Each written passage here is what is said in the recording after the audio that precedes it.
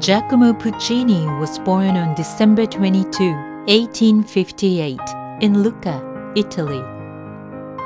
Born into a family of musicians, his father Michele, a music master at the Cathedral of San Martino, his mother Albina. He had 5 sisters and a younger brother. His father died when Giacomo was 5. He was given a general education at the seminary of San Michele.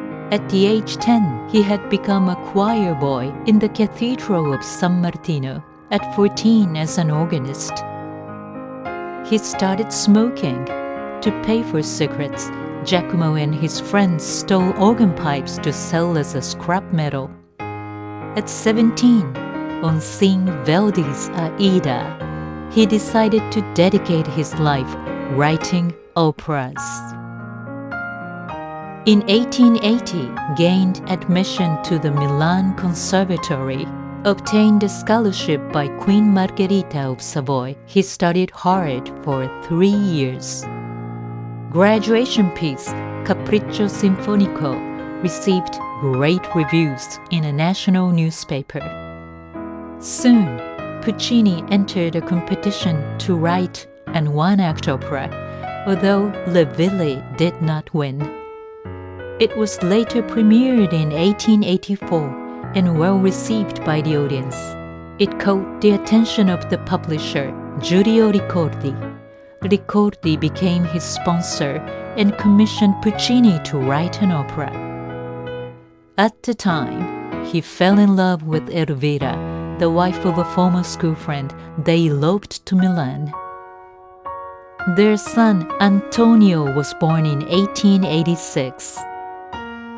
His third opera, Manon Lescaut, collaborated with librettists Giacosa and Illica in 1893, brought him an international fame. He was 35 years old.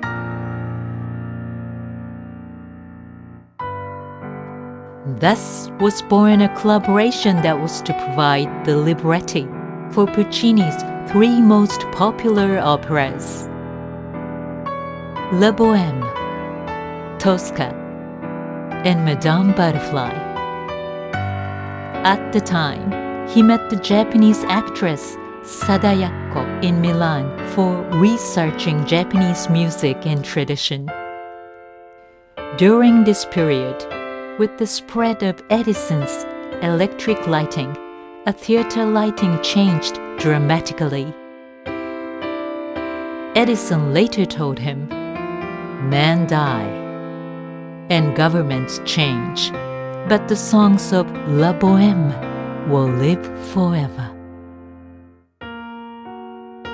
In 1903, Puccini was seriously injured in a car crash. His broken right shin, leaving him with a permanent limp. Then Elvira's husband died. They finally married in 1904. But over the years, she became a jealous woman due to the numerous other women, including with famous singers. His closest friend, Sybil Seligman, that Puccini became involved with. In 1909, Elvira's jealousy led her to a scandal after she falsely accused their maid, Doria Manfredi, of having an affair with Puccini. At last, Doria committed suicide, and this incident was immensely painful to him. In 1912, he started to work on a trilogy of one-act operas. The First World War broke out, and finally, the premiere of trilogy took place in 1918 in New York. But it was Gianni Scicchi that won most praise. During the last 4 years, he threw all his passion into Turandot. On March 1924, the opera had been completed apart from the last 2 scenes. But soon after, as he was a heavy smoker diagnosed with throat cancer, He died on November 29, 1924, aged 65.